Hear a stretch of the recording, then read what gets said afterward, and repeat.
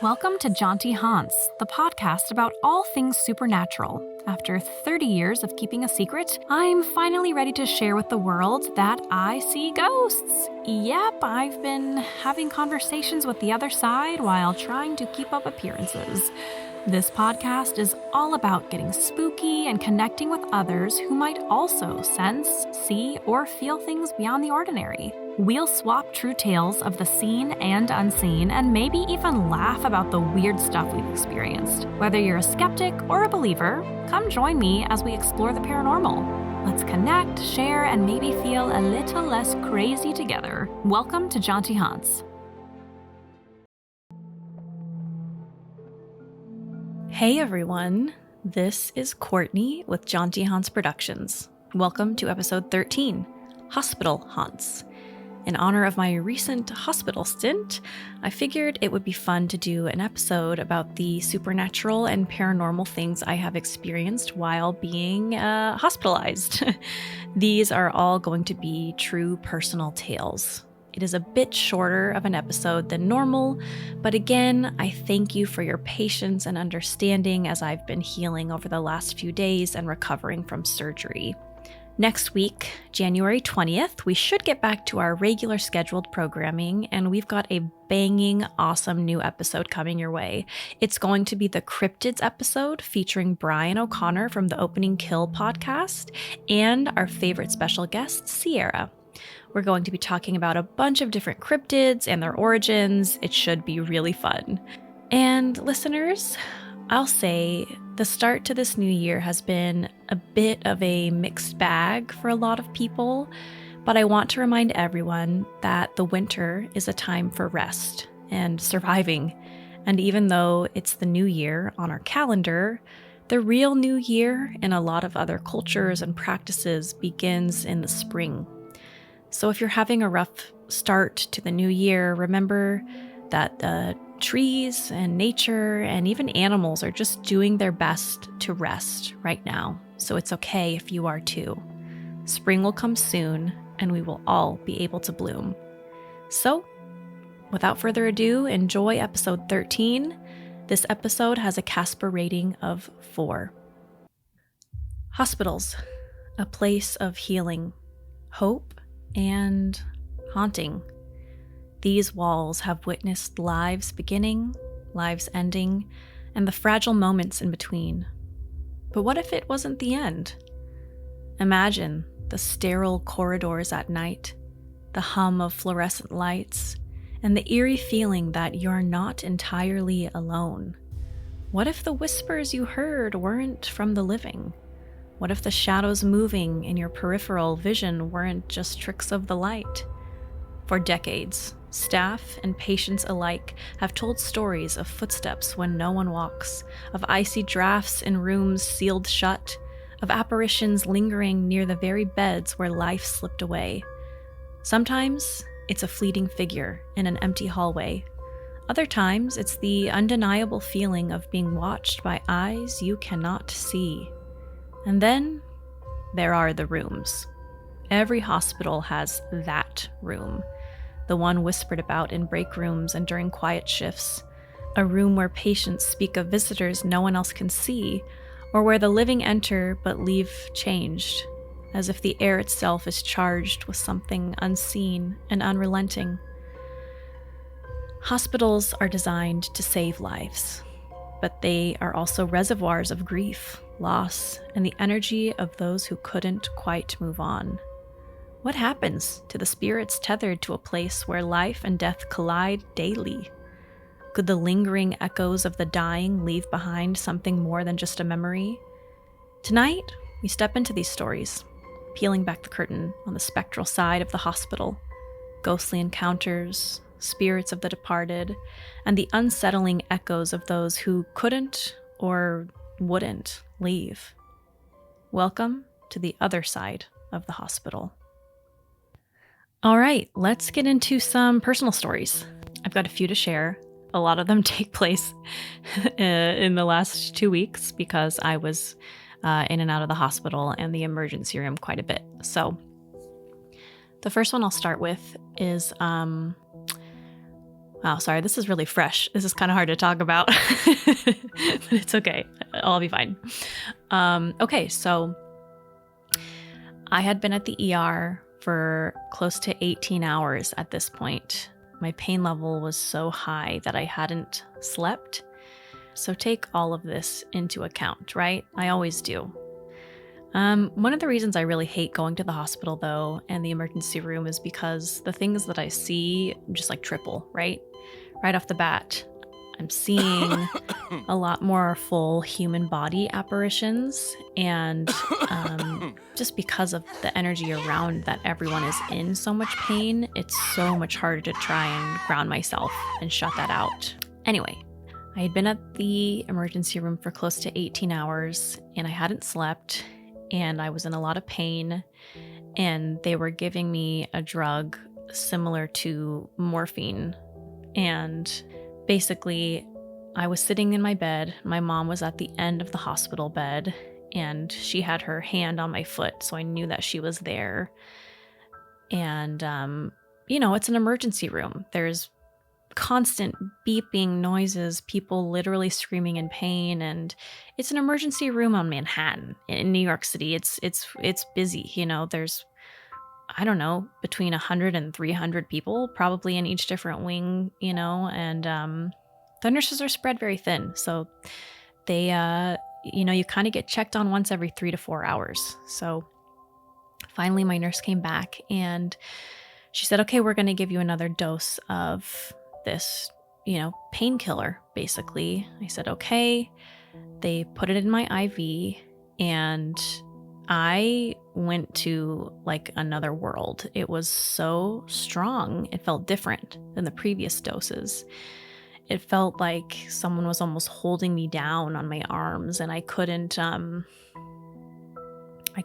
breathe correctly. I couldn't sit up. I couldn't open my eyes. It almost felt like I was paralyzed, and just like your soul and your head is speaking to you, but you can't do anything else. And I heard my mom at the end of the bed, like on the phone, saying like, oh, I'm so glad she's finally getting some sleep, and that's the thing, I wasn't sleeping. It was just that horrible feeling of I'm awake, but I'm not in control of my facilities. And, and I'm still in pain also. Like the beeping is loud, and this is loud, and that is loud. It's like someone just puts a very heavy, wet blanket over your whole body, and there's nothing you can do to get out from underneath it. So after, I'd say about 40 minutes, I'm laying there and I see this man come over. And again, my eyes are shut. This is all in my mind's eye. This man comes over. He's an older gentleman, and he's in a hospital gown, and it's like he's almost levitating off the ground, and he's pointing at my head, pointing at me like there's something that he's trying to communicate, but I'm in no place or space to communicate with him. But he's pointing at me and shaking his finger in my face, and I just keep saying like, go away, go away. And my mom kind of like, rustles my ankle, and she's like, what? Are you okay? And I'm like, there's a ghost right next to me, and he won't leave me alone. And my mom's eyes get really big because she said that like right before this, that there was someone down kind of at the end of the corridor whose head was like basically code blue, like all his buttons and beepings and everything was going off and going crazy, and everyone had to run to him. And then I said, there's a ghost standing next to me. And it wasn't the same person. Ultimately, the man in the hospital who was having the, code blue, he was an older Caucasian gentleman. And the ghost next to me was an older black man. And he was just kind of pointing at me. So I was like, no, it's not him. It's not him. She's like, oh, okay, But finally, I was able to wiggle enough, and consciously I sat up out loud, not in my mind's eye. I said, go away. And he finally walked away from me. So I laid back down and I said, Mom, I need the doctor. I feel like I can't breathe. They did something different. Come to find out, they had given me about 60% more of the drug than they had been giving me without telling me. So the the dosage was a lot more than I was expecting, which is why I was so out of it. Anyway, I'm laying there, and then another man walks up to me. Again, in my mind's eye, my eyes are closed. I just kind of, it's almost like when you're, it's like if you fall asleep on public transportation and you feel someone's bag like hitting you, or if you're on an airplane and you're kind of in and out of sleep and you can feel someone's like zipper on their jacket like touching your skin. It's like just something, your eyes are closed, it's out of your awareness, but you feel it. That's the closest I can compare it to spiritually. So I don't open my eyes, but I kind of just turn my head, and it's a younger man this time, and he has sort of this like raggedy red sort of like faux leather jacket on, and he's holding a bunch of matches, and he's like pushing them at me, like here, like trying to hand me matches. Now that I think about it, I wonder if there is sort of a spiritual meaning to that, what matches mean. I gotta write that down. I gotta look that up. But yeah, he just kept like pushing these matches at me, and I like took a breath and took all the strength I had, and same thing. I turned, I opened my eyes, and I said, "Get away from me!" And it was like surprised. It was like, oh, he was like surprised, and he kind of like meandered off. And again, my mom was like, "What?" And I was like, "It's just another ghost." She's like, "Okay."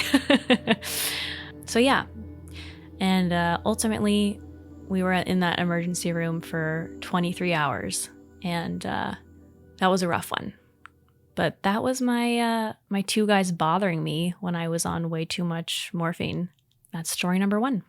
All right, story number 2 involves the exact same area, actually, that I had kind of been laying in.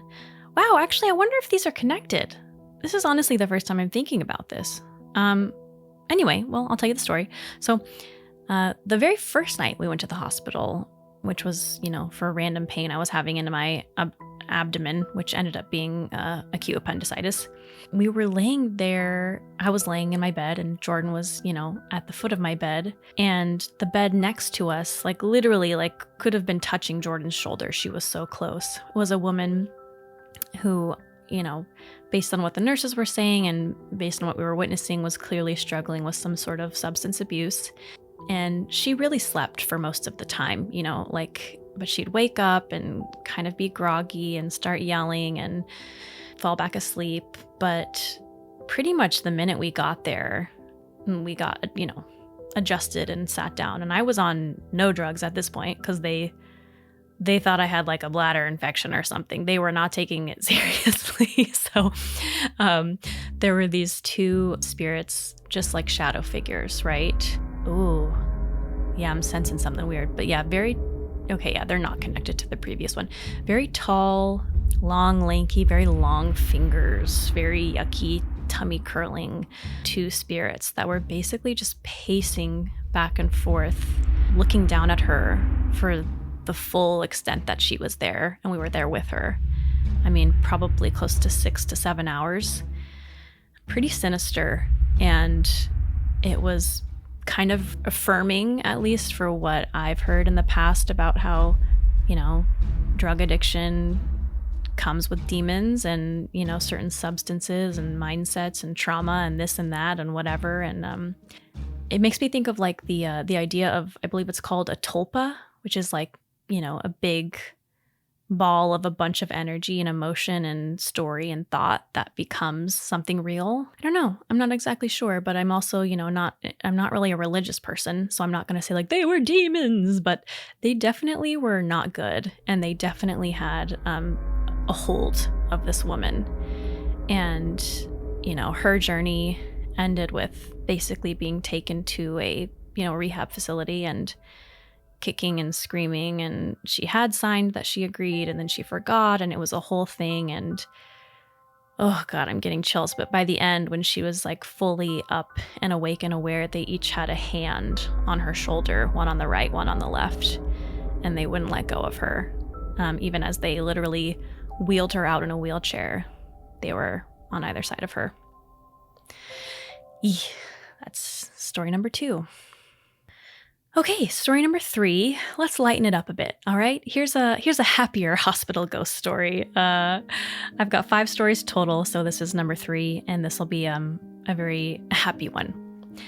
So this is from last year, actually. I just had like a colonoscopy, and they put you to sleep for that. So, obviously being woken up from any kind of anesthesia is like always a very weird and kind of surreal experience. And it feels like it takes like 3 hours to wake up when it's probably only like 12 minutes. But anyway, I was, coming to post colonoscopy, and across the way, my curtains were pretty open. They were only like closed 25% of the way. And across the way, there was, I don't know if it was like a physician's assistant or a nurse. I'm not really sure. But she was sitting there. She had very cute, like floral scrubs on and like long, beautiful braids, and like just had like a very bright, warm, awesome energy. And she was typing and chatting and typing and chatting. And kind of like this flicker almost, I kept seeing a woman behind her, an older woman with her hand on her shoulder, who was just like smiling. And, based on looks, right? It looked like it was like maybe her mother or her grandmother, but strong maternal vibes. And she just looked like sorry, I'm getting emotional. She just looked like she was so proud of her family, her daughter, her granddaughter, whoever it was. And it was like really special. And I just remember like coming out of surgery, it felt so nice to see like, oh, a good spirit who's just like hanging on and hanging out and was just happy to be there. And I, in my like dumb anesthesia headspace, was trying to talk to the nurse in the room with me, who was like monitoring me. And I was like, did she just lose her mom? And she's like, what? And I was like, did her? And I'm like pointing like barely with my finger, like, did her, is she okay? And she's like, yeah, she's fine. It's okay. Just breathe, And I was like, no, I'm okay. Is she's mom, did she die? And she's like, what? And I was like, nothing, never mind. Like, I was like, I'm not going to be able to communicate this in any sort of productive way. It's going to come out mumbled, jumbled, and they're just going to think I'm, another person on drugs. So I didn't say anything, but I just kept witnessing. And she just like was with her every step, and was like, I remember at one point she pulled out a clipboard and she was like reading over some notes and like looking through some paperwork, and the woman was like literally looking over her shoulder, like reading stuff too, and like squinting, and then she would like smile and just put her hand back on the woman. So very cool beyond the grave connection of whoever that woman was. She's got someone on her side, someone on her team who's like very positive, and it was like really, really comforting to see. Hi, this is Brian O'Connor. And I'm Michael Duran. Horror fans, it's time to get your fix with Opening Kill, the new podcast where we dissect everything terrifying in the world of horror. From the latest movie news to an in-depth look at a feature film and a peek at chilling horrors to come, we've got you covered. Whether it's gore, suspense, or supernatural thrills, Opening Kill is the ultimate horror deep dive. Listen to Opening Kill on your favorite podcast platform every Thursday, if you dare. Okay, so story number 4 is post-surgery. I was admitted to the hospital overnight, and I, had a very cool setup. I had great nurses. It was overall a pleasant time, but a lot of spiritual activity going on. And I want to note that some of these stories are just some of the most clear to explain or most vivid, but like the amount of shadows and energies and things that I'm seeing in a hospital is kind of constant. It's almost like in the summertime by a lake, and there's just like a bunch of mosquitoes all around you. Like that's kind of how going to the hospital is for me in terms of spirits. It's like, God, there's so many fucking mosquitoes over here. But just like a summer by a lake in a hospital, it makes sense, So I'd been admitted, and I was staying the night. I was alone in my room, and I had woken up in between, doses of whatever medication, or I heard a click or something, something had woken me up. And I looked to the right, and there's a man standing in the room. Very clear human spirit presence. Like he had kind of like that balding head on top with hair around the side. He had a hospital gown on, and he was just looking at me like so confused and like super, like he just looked really lost.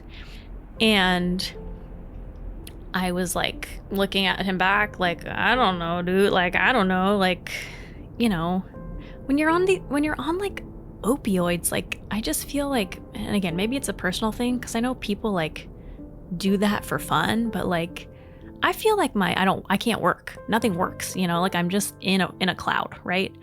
So he's looking at me, I'm looking at him.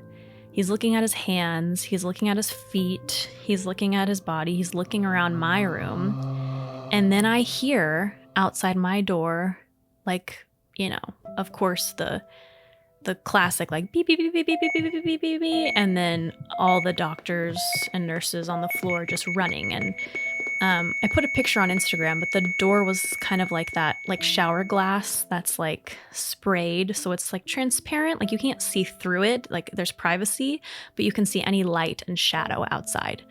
So I see all the doctors go running, and probably about 2 minutes later, he was gone. And the beeping stopped. So could it have been a potential little voyage from his body and they were able to bring him back into it? Or was he just finding his way out? I don't know. I'm not sure. It was brief, and he was just confused. And then I fell back asleep. Okay, last hospital story is that evening. And again, if you follow me on social media, you've heard the condensed version of this, but I'm just gonna tell it again for the listeners. So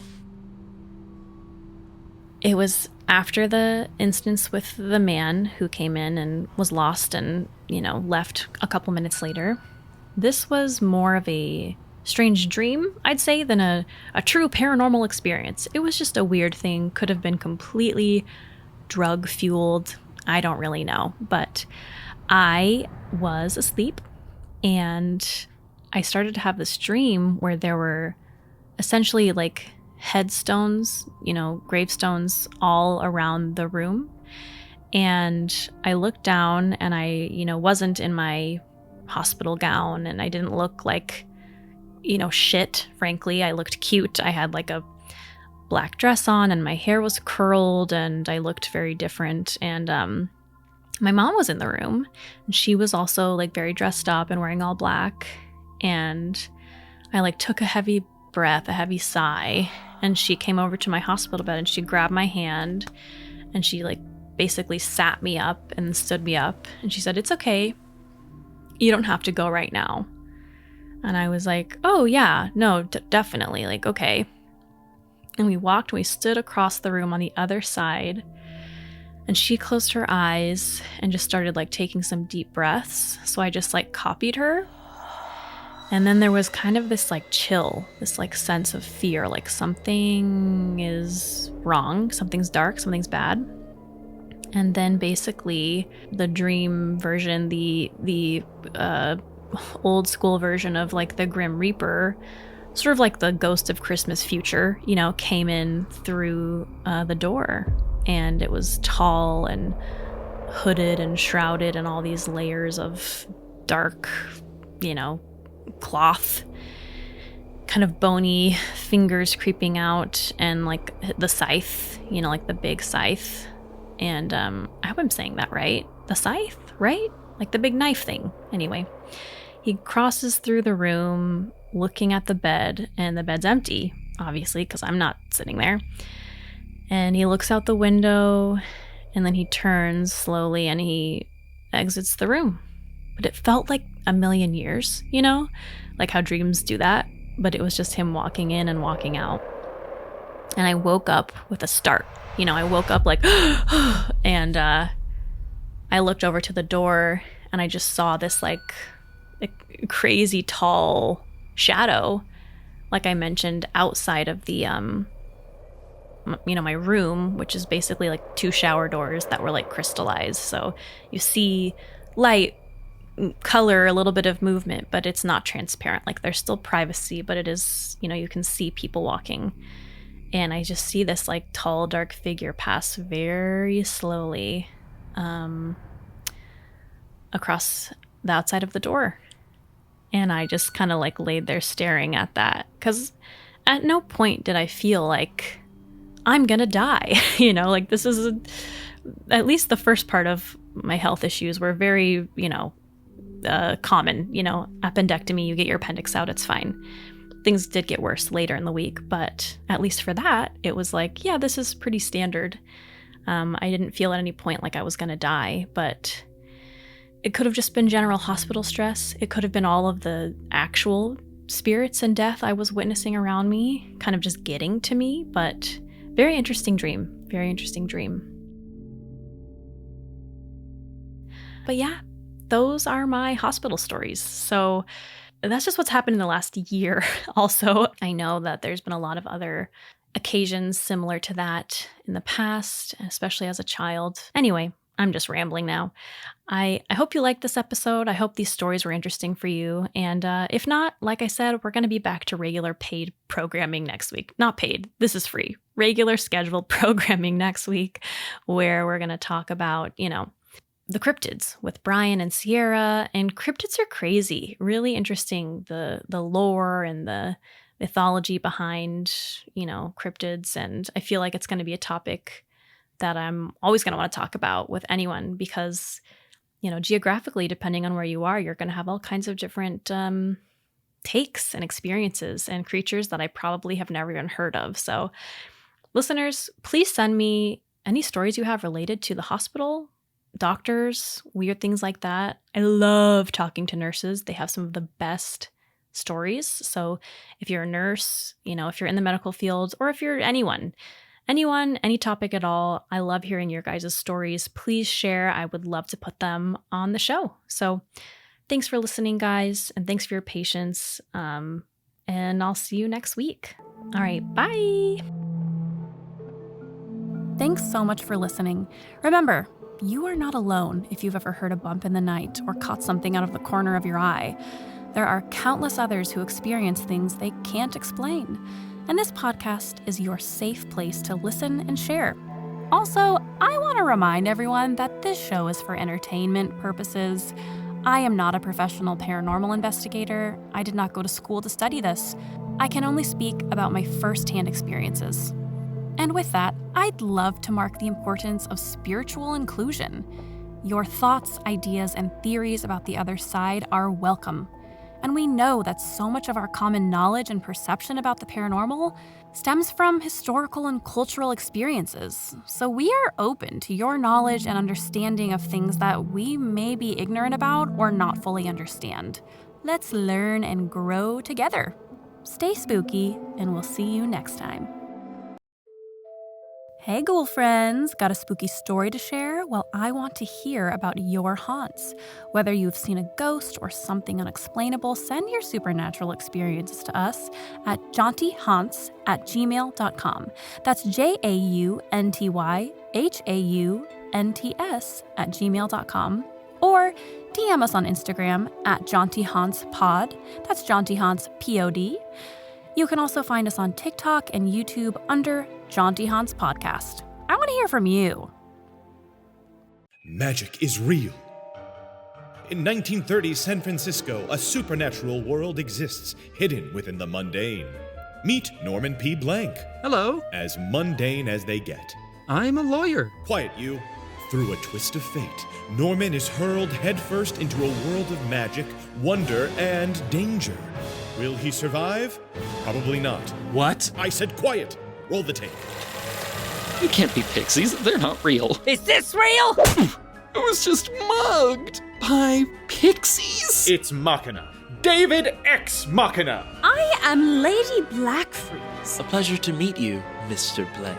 I'm the Lord of Ash and Shadow. You ever wonder why egg salad is so stinky? No, not It's really. pixie farts. That's why. Damn this drink well! That'll teach you to be dirty. A floating skull is talking to me. Just remember he's a friendly floating skull. Even though the city is filled with magical creatures, they are absolute crap when it comes to paperwork. That's where I can help. Join us if you dare for a peek into the occult adventures of Norman P. Blank.